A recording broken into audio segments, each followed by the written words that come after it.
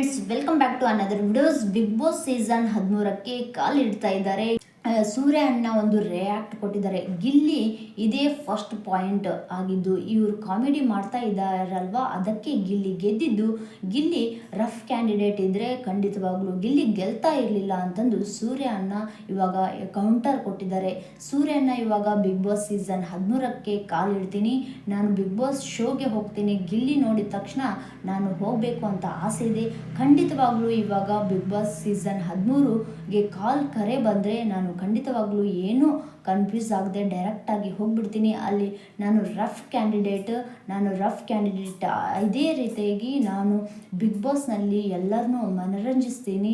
ಇವಾಗ ರಜತ್ ಅವರು ಎಷ್ಟು ರಫ್ ಕ್ಯಾಂಡಿಡೇಟ್ ಇದ್ದರು ತಾನೇ, ಅದನ್ನು ಜನರು ಸ್ವೀಕರಿಸಿದ್ರು. ಅದೇ ರೀತಿಯಾಗಿ ನಾನು ಕೂಡ ಹೋಗ್ತೀನಿ. ಕಾಕ್ರೋಚ್ ಅವರು ಹೇಗೆ ಇದ್ದರು ಹಾಗೆ ನಾನು ಕೂಡ, ಅವರು ಕೂಡ ಫ್ರೆಂಡ್ಸ್ ಥರ ಇದ್ದರು.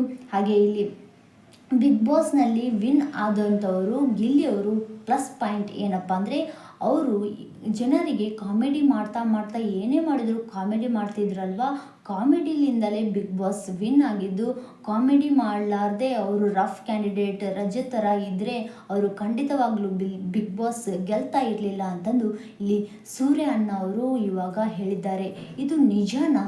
ಇಲ್ಲಿ ಗಿಲ್ಲಿಯವರು ಇಲ್ಲಿ ಅಶ್ವಿನಿ ಥರ ಇಲ್ಲಿ ರಫ್ ಕ್ಯಾಂಡಿಡೇಟ್ ಅಂದರೆ ಇಲ್ಲಿ ಖಡಕ್ಕಾಗಿ ಜಗಳ ಮಾಡೋದು, ವಾರ್ ಮಾಡೋದು ಇದ್ದರೆ ಅವರು ಗೆಲ್ತಾ ಇರಲಿಲ್ಲ ಅಂತಂದು ಇವಾಗ ಕ್ವಶನ್ ಯಾರೂ ಬರೋದಿಲ್ಲ ಅಂತ ಅಂದ್ಕೊತೀವಿ.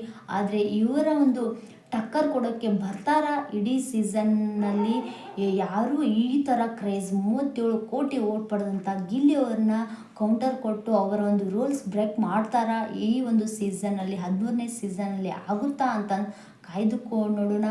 ನಾವು ಕೂಡ ಈ ಒಂದು ಸೀಸನ್ಗೆ ಕಾಯ್ತಾ ಇದ್ವಿ. ಆದಷ್ಟು ಬೇಗನೆ ಜುಲೈ ಫಸ್ಟ್ ವೀಕಿಗೆ ಬಿಗ್ ಬಾಸ್ ಸೀಸನ್ 13 ಸ್ಟಾರ್ಟ್ ಆಗುತ್ತದೆ.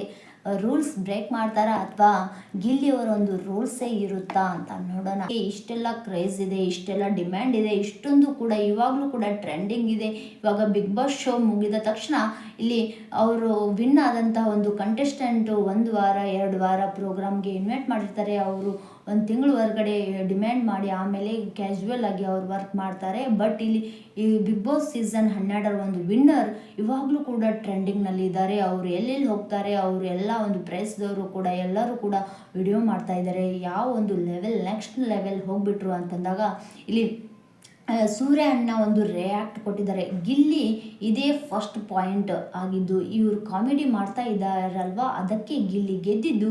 ಗಿಲ್ಲಿ ರಫ್ ಕ್ಯಾಂಡಿಡೇಟ್ ಇದ್ದರೆ ಖಂಡಿತವಾಗ್ಲೂ ಗಿಲ್ಲಿ ಗೆಲ್ತಾ ಇರಲಿಲ್ಲ ಅಂತಂದು ಸೂರ್ಯ ಅಣ್ಣ ಇವಾಗ ಕೌಂಟರ್ ಕೊಟ್ಟಿದ್ದಾರೆ.